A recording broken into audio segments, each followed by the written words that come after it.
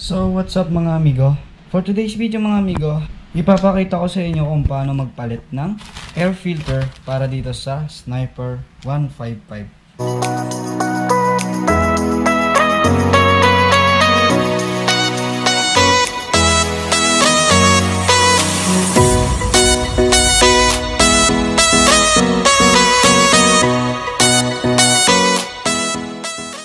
So ito nga pala yung mga tools na gagamitin natin mga amigo. Itong tools na to ay kasama po sa sa tools ni Sniper 155 o white tool ata tawag dito.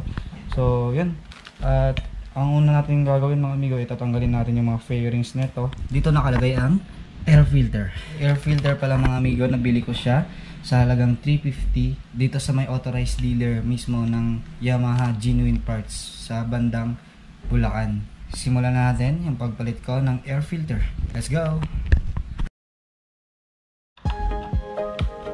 Right.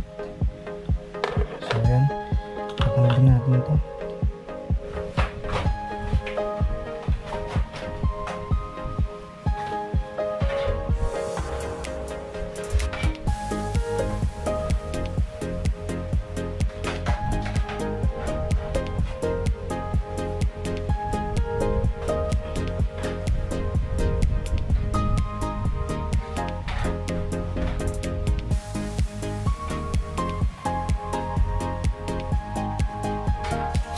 So ito mga amigo, natanggal na natin yung kabilaang pairings niya. So ang susunod natin tatanggalin ay ito at yung itong part na to.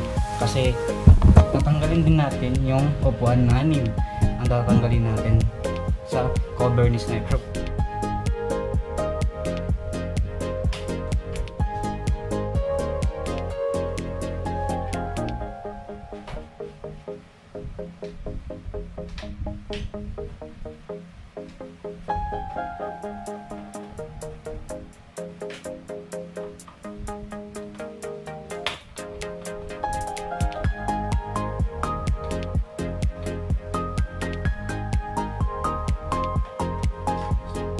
Ngayon mga amigo, natanggal na natin yung mga fairings niya.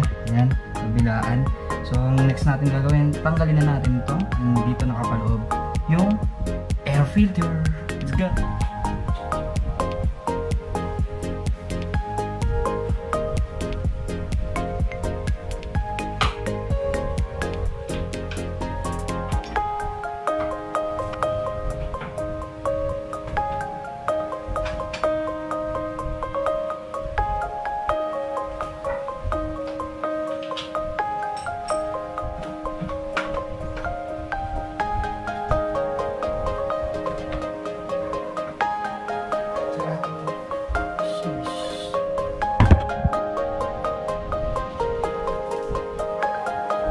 Ito na yung air filter natin mga amigo, no?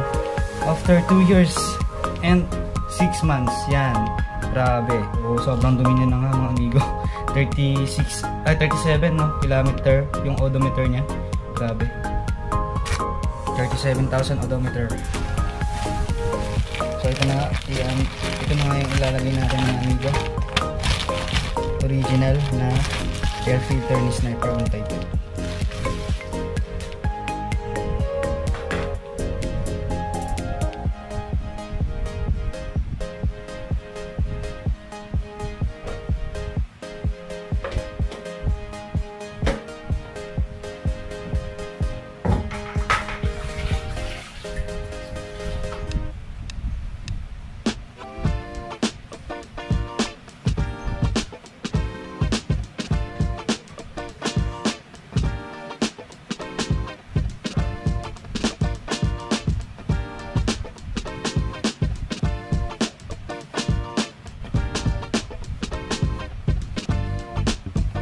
So ayan mga amigo, no?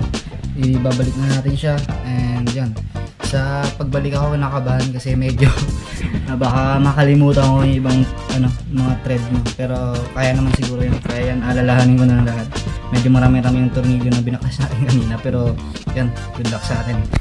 So ayan mga amigo, ayan, sobrang dumi na rin pala dito sa area na to. Kaya ginamitan ko na rin ng timba para punas-punasan lang yung area na to. So, update ko na lang kayo pag nabalik ko na lahat. Let's go!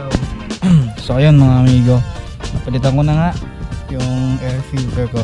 And yan, feeling ko naging smooth yung niya, yung takbo niya. And yan, ganun lang naman simple mga amigo, no. Ito lang naman yung tatanggalin mong fairings I mean, no. Ito, tapos ito, and ito, kabilaan yan. Tapos ito mga amigo.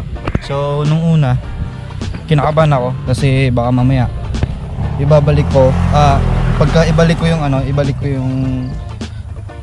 ko na siya, lahat ng mga fairings na binaklas ko, kukulangin yung tornilyo. Pero yun nga, natandaan ko naman lahat. So yun, kung kaya nyo naman, kayo na lang gumawa or magpalit ng air filter. Hindi naman siya ganun kahirap, no? And kaya naman siya kung tayo lang din yung gawin. And less din tayo sa gastos, no? Sa labor. Magkano din labor kapag mga motoshop natin ipagawa. Yan. So as long as kaya ko mga amigo, ako na lang yung gumagawa. And dagdag na lang din kaalaman yun sa akin, no? Para kahit pa paano, hindi lang basta marunong ako mag-drive, marunong din ako mag-ayos ng motor ko. And sa maintenance, no? Mga ganito klaseng basic maintenance, no? Hindi lang siya basta basic, napaka-importante niya kasi nakita niyo naman kanina mga amigo kung gaano ka dumi na nung stock na air filter ko, grabe. And 37,000 na kasing tinakbo nun. So late na ako nung nagpalit nito kasi busy talaga. Kailangan talaga kasing bigyan ng oras yung pagpalit ng air filter. Kapag pumunta naman sa mga motor shop kasi pipila ka rin, ganun din. Maabot din ng mga 2 hours yung pagpagawa mo. Depende na lang din kung agahan mo. Sa case ko kasi hindi ko talaga laging makapuntahan yung kasa ng maaga and sa ibang motoshop kasi may work nga ako. And ito, dahil nga nagkaroon din naman ako ng idea kung paano siya baklasin and palitan, no? Ako na lang yung gawa ng paraan. And yun nga, medyo nakakatuwa lang din kasi nagkaroon din ako ng kaalaman. So ayan, as long as kaya naman ninyo mga amigo sa 20,000 na odo nyo or 15,000, no, palitan nyo na. Sa kiso kasi grabe, medyo kinakabahan nga ako minsan nun kasi nakita nyo naman, no, napakadumi talaga. Kinakabahan ako baka dumihan na rin yung throttle body ko. Siguro pagka AFI cleaning na to and palit ng fuel filter, dito naman yun, isabay ko na yung throttle body mga amigo para isang gastoso na lang. Sa kasa ko na lang din siguro dalhin para sure. And yun nga, para na rin yan sa maintenance ng motor natin, no? Para maging smooth talaga and maganda yung takbo niya. And yun nga, hindi tayo maaberya sa daan, no? And nagbabala kasi ako yung long ride din to ulit mga amigo kasi hindi na rin kami nakapag long ride ni Motmot, no? Matagal-tagal na rin. So yun, at yun lang yung update ko sa inyo mga amigo sa motor ko ngayon. Yung iba daw kasi pagkatapos nila palitan yung air filter nila, parang sumisingaw. Sa akin naman, parang meron sa akin pero I think normal lang naman yun. Hindi naman siya big deal sa akin. Or siguro ganun lang naman siya pag pinalitan talaga ng air filter bagong palit. Parang may tunog carb. Alam niyo yung tunog na singaw galing sa carburetor, yung hangin. Parang ganun yung nangyari ngayon sa sa singawan dito sa air filter. Pero all goods naman. Hanggang sa umalaga tumatakbo siya after ko siyang palitan. So ayan, goods na goods naman yung motor ko mga amigo. Until now, magto 2 years and 6 months na siya. And abangan niyo ang update natin sa video na yan and sa content natin, no? So ayan, pala mga amigo, may bago akong cellphone holder. Ayan, Motowolf siya. Ayan, nabili ko lang din siya sa Lazada, no? Ayan, kung mapapansin nyo, napaka-gwaping tignan.